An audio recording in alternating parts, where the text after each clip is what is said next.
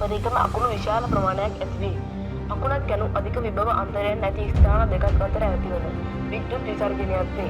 සාමාන්‍යයෙන් වායුගෝලයේ පවතින සුළං ධාරා නිසා වායුගෝලයේ ඇති විවිධ වලාකුළු මත විද්‍යුත් ආරෝපණයක් ඇතිවීම සිදු වේ. මේ ප්‍රතිඵලය වන්නේ ධන සහ ඍණ ලෙස ආරෝපණයක් නැතිවීමයි. ඒ අනුව වලාකුළු වල පිහිටීම අනුව වලාකුළක යට කොටස ඍණ ලෙසත් ඉහළ කොටස ධන වශයෙන් ආරෝපණය වේ. මෙලෙස ධන හා ඍණ ආරෝපණයන් වැඩි වන විට ඒ විභව අන්තරයද වැඩි වේ.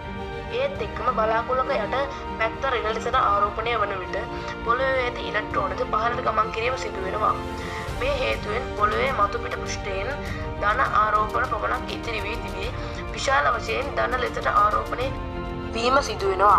ඉතින් මේ හේතුව නිසා ධන හා ඍණ ලෙස ආරෝපණය වූ ඉතා සෙනඟව සිදුවන ආරෝපණ හුවමාරුවක් අපි අකුණක් විදිහට සලකනවා.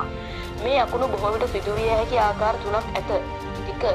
එකම වලාකුළක් අතර ඇති ධන සහ ඍණ ආරෝපණයන් අතර ආරෝපණ හුවමාරුවක් සිදුවීම. 2. එකම බලාකුළක් සහ තවත් බලාකුළක් අතර ධන සහ ඍණ ආරෝපණයන් හුවමාරුවක් සිදු කර ගැනීම. 3.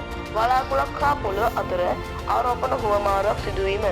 අකුණු සැරක් වදින විට අවට වාතය සූර්යාගේ මතුපිටට වඩා උණුසුම් වන කෙල්වින් 30000ක් දක්වා උණුසුමකට රත් වීම සිදු වෙනවා. මෙලෙස වායුගෝලය හදිසියේ උණුසුම් වීම නිසා ස්ථානයේ අවට ඇති වාතය වේගයෙන් ප්‍රසාරණය වීම සිදුවේ.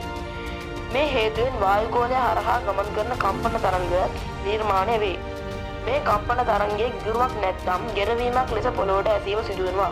බොහෝ විට ගිගුරුම් ඇතිවීමට පෙර අකුණු ගැසීම අපට එයට හේතුවේ වේගයට වඩා ආලෝකයේ වේගය වැඩි වීමයි. කම්පන තරංගය අවට වාතය සමග අන්තර්ක්‍රියා කරන විට ගිගුරුමේ ශබ්දය නිර්මාණය වන අතර එමගින් එයට කම්පනය වී ශබ්ද තරංග නිපදවයි.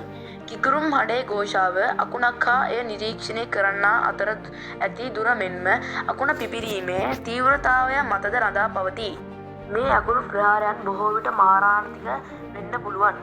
එම නිසා දොරවන අවස්ථාවල ආවරණයක් සහිත තැනක සිටීම වඩාත් ආරක්ෂිතයි.